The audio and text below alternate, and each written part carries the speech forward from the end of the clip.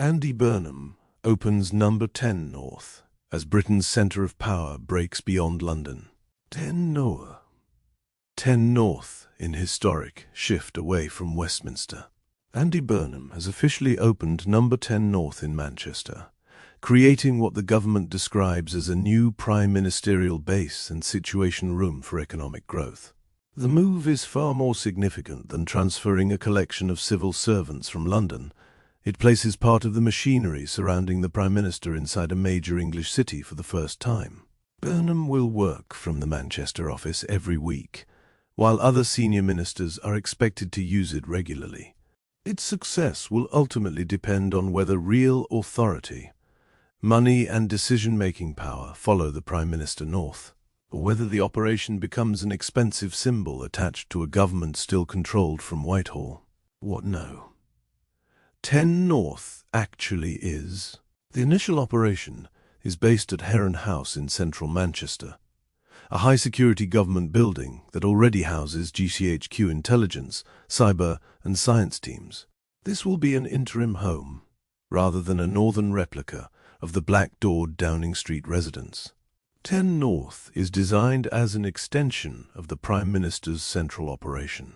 It will bring together responsibility for devolution, local economic growth and regional development, allowing ministers, mayors, combined authorities and businesses to work through one national framework, rather than pursuing disconnected departmental plans.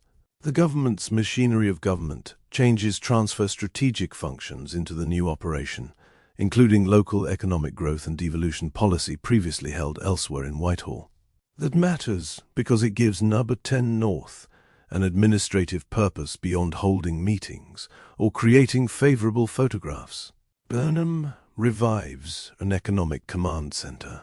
Burnham marked the opening by chairing the first meeting of a revived National Economic Council. The council brings senior ministers and regional mayors into the same decision-making structure, with business leaders, trade unions and specialist organizations invited when their knowledge is relevant. The original National Economic Council was established by Gordon Brown in 2008 as Britain confronted the global financial crisis. Burnham's decision to revive it suggests that his government views stagnant growth, regional inequality and weak infrastructure as an economic emergency requiring central coordination. No % North is therefore intended to operate like an economic equivalent of the government's COBRA emergency structure, a place where obstacles are identified, responsible departments are brought together, and decisions can be forced through more rapidly. Its agenda is expected to include infrastructure, housing, transport, industrial investment, public services, and the expansion of regional powers. Why Manchester was chosen? Manchester is inseparable from Burnham's political identity. He spent almost a decade as Greater Manchester Mayor, using the role to promote an integrated transport system, greater local control, and a more confrontational relationship with central government. The location also carries a personal message. Burnham told staff that he had left Manchester approximately 35 years earlier because he could not find suitable work there. Returning as Prime Minister to establish a national government operation in the city allows him to present number 10 North as proof that people should not have to move towards London to obtain opportunity or influence. However, Burnham has stressed that the project is not intended to transfer London's dominance exclusively to Manchester. Its declared purpose is to make power flow into the Midlands, the North East, Yorkshire, the South West, the East of England, Scotland, Wales, Northern Ireland and local communities across the country. Manchester is meant to be the distribution point, not the sole beneficiary. Is no 10 North unprecedented? The precise model is unprecedented in modern British government. Civil service departments and public bodies have operated outside London for decades, and prime ministers routinely work from Chequers, travel around the country, and conduct government business from temporary locations. What Britain has not previously established is a permanent, formally branded extension of the Prime Minister's office in another English city, designed to host the Prime Minister every week and exercise strategic control over economic and devolution policy. Downing Street has functioned as the Prime Minister's central office since the 18th century.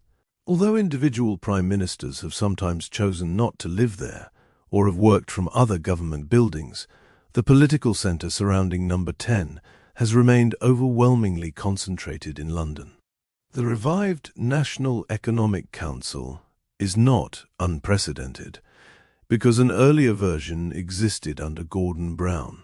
Government employment outside London is not new either.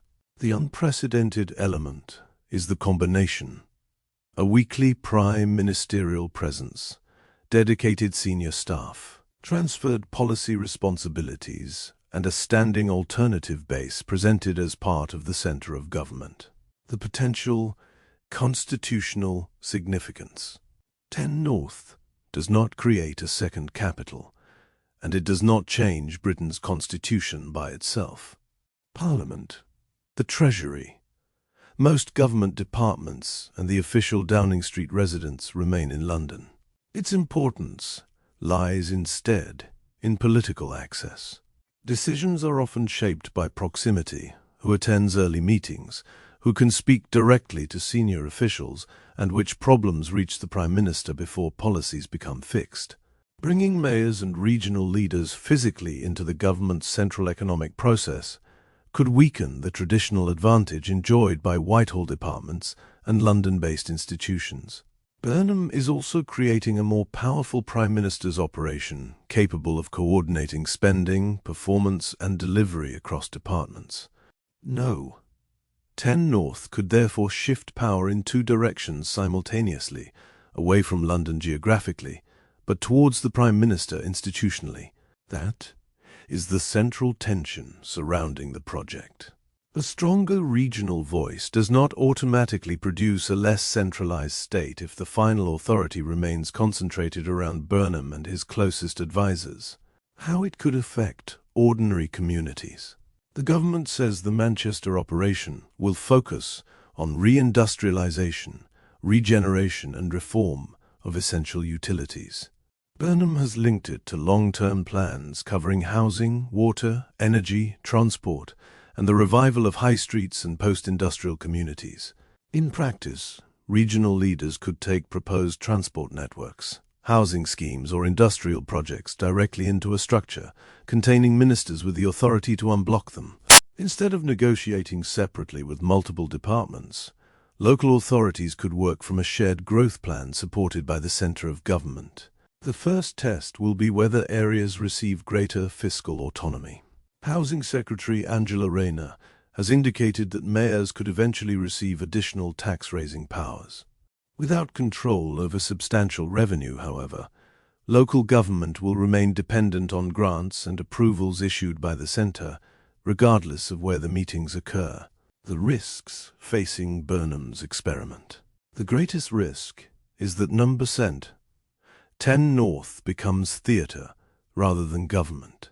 A weekly visit by the Prime Minister will attract attention, but photographs from Manchester will mean little if Treasury rules, departmental resistance and funding decisions remain unchanged.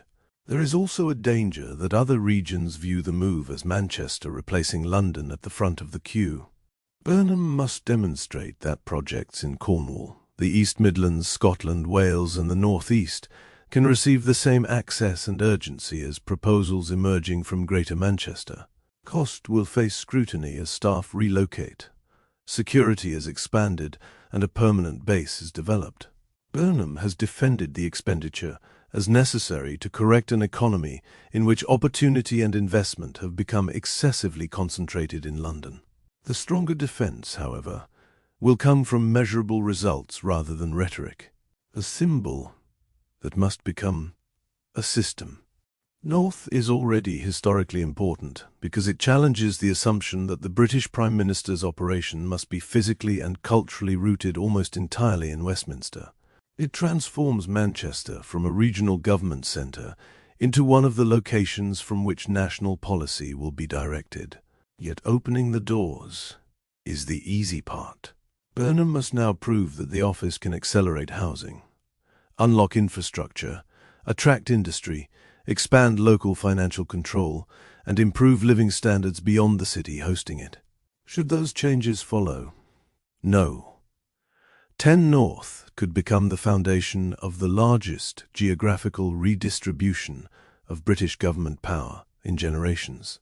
Should they fail, it will be remembered as a northern address for decisions that Westminster continued to make.